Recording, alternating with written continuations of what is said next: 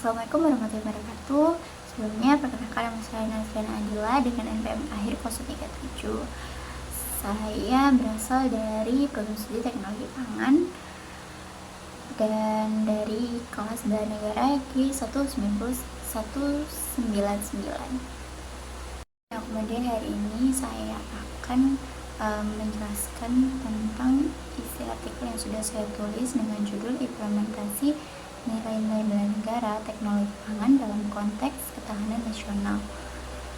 Nah, nilai-nilai patriotisme dan cinta terhadap negeri dapat dengan mudah diintegrasikan ke dalam teknologi pangan sebagai sarana untuk memajukan dan memperkuat ketahanan nasional Republik Indonesia melalui peningkatan produksi, pengolahan, dan distribusi pangan lokal yang mandiri, serta pengurangan ketergantungan impor pangan. Nah, di Indonesia sendiri itu mempunyai masalah besar soal makanan.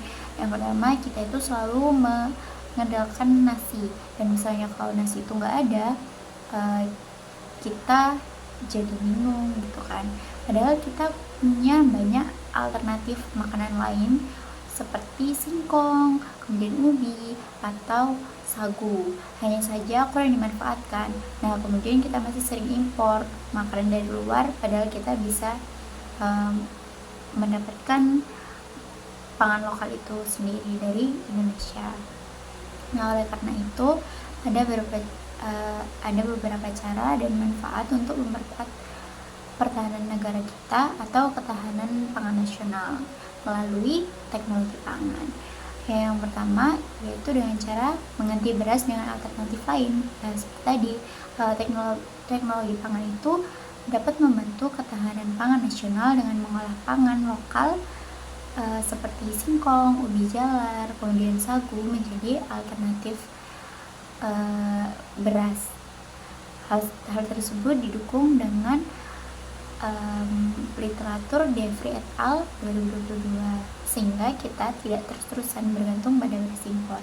Ya, kemudian cara yang kedua atau manfaat dari ketahanan pangan di teknologi pangan yaitu makanan jadi awet dan aman.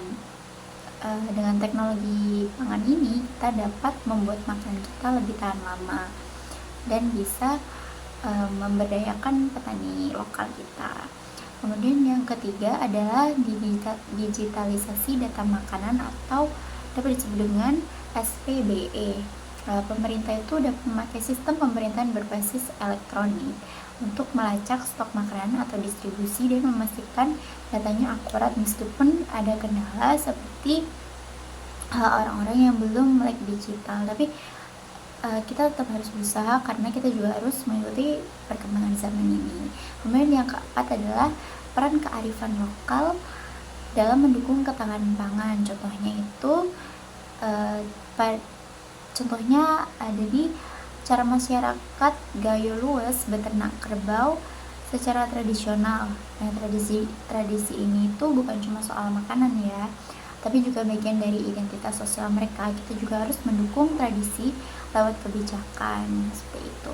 Kemudian yang kelima adalah kampanye di internet. Nah, kita kan sudah nggak asing banget sih namanya internet. Nah, kita juga bisa menyuarakan melalui media sosial tentang makanan lokal ke anak-anak muda ini.